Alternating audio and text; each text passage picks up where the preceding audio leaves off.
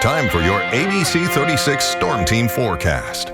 After a stormy and unsettled weekend weather-wise here in central and eastern Kentucky, some improvement on this Monday, especially here in the bluegrass. But boy, we've got another sneak peek of early fall weather on the way the next few days. It is really going to be nice. Highs in the 70s, lows in the 50s. That should feel fantastic. Now, of course, it is late August, so that's going to mean things will heat back up pretty quickly, especially as we head toward the upcoming weekend with highs into the 90s then. So we'll kind of flip things around fairly quickly. Viper radar, still a few isolated cells down along the Kentucky-Virginia border.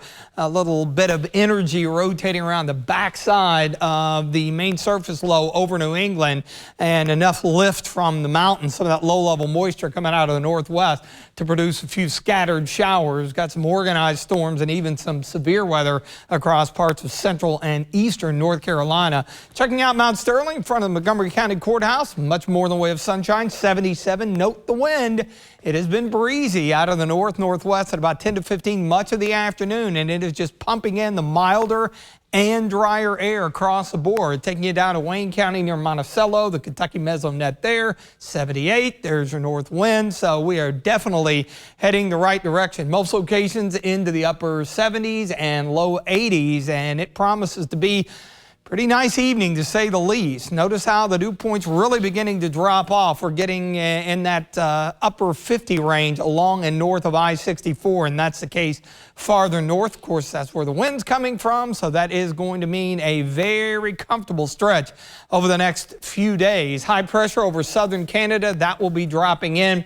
You see the wind streams from north to south, and the brighter those are, the stronger the wind is. It'll stay up a little bit overnight. That'll prevent us from dropping any farther than we're going to already, which is going to be the mid-50s. So it will be pleasantly cool out the door.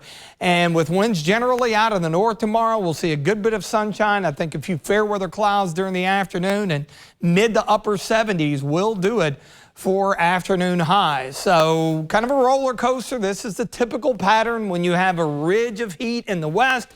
You generally have a trough here in the east, and that means below average temperatures here with that fall-like feel continuing into the midweek. And we could flirt with a few record low temperatures, especially into Wednesday morning.